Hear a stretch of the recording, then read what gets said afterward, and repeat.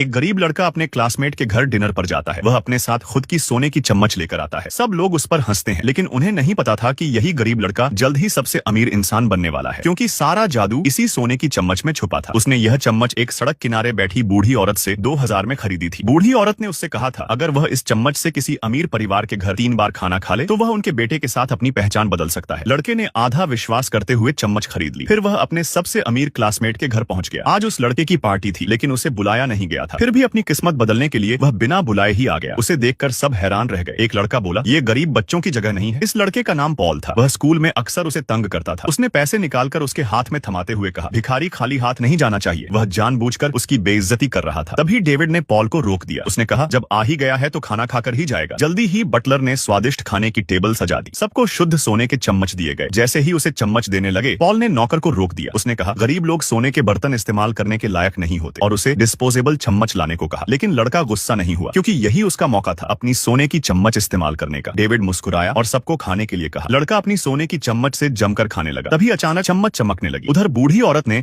अपने crystal ball में देखा कि लड़का सोने की चम्मच इस्तेमाल कर रहा है। वह बुदबुदाई, अब असली खेल शुरू होने वाला है। डेविड के घर दोबारा खाने के लिए लड़का जानबूझकर उसके करीब रहने लगा। वह उसकी एसेट मैनेजमेंट रिपोर्ट बनाने में मदद करने लगा। उस रात डेविड ने रिपोर्ट अपने पिता को दिखाई। पिता रिपोर्ट पढ़कर बहुत खुश हुए और बोले कि उनका बेटा बहुत सुधर गया है। उसी रात लड़का रिपोर्ट लेकर फिर डेविड के घर पहुंच गया। उसने कहा कि उसे भूख लगी है और पूछा, क्या वह यहाँ इंस्टेंट नूडल्स खा सकता है। डेविड ने सीधे बहुत सारे पकवान बनवाने को कह दिया। लड़के ने फिर अपनी सोने की चम्मच निकाल ली, लेकिन जैसे ही वह खाने वाला था, डेविड के पिता वहां आ गए। उसे देखकर वह हैरान रह गए और डेविड से बोले, गरीब लोगों से दोस्ती करना समय की बर्बादी है। पिता की बात सुनकर डेविड कुछ नहीं बोल पाया। फिर उसने लड़के का सामान पैक किया और उसे बाहर भेज दिया, लेकिन लड़का हार मानने वाला नहीं था। जैसे ही नौकर खाना फेंकने वाला था, वह भूखे भेड़िए की तरह वापस दौड़ आया। वह अपनी सोने की चम्मच से तेजी से खाना खाने लगा। तभी डेविड के पिता फिर आ गए। लड़का शर्मिंदा हो गया और जल्दी में जाने लगा, लेकिन वह अपनी सोने की चम्मच लेना भूल गया। डेविड की मां ने घृणा से चम्मच उठाई, उसे वापस देते हुए बोली, दोबारा यहाँ मत आना। डेविड के भिखारी दोस्त नहीं होते। लड़का चुपचाप मुड़कर चला गया, लेकिन उन्हें क्या पता था, बहुत जल्द वही लड़का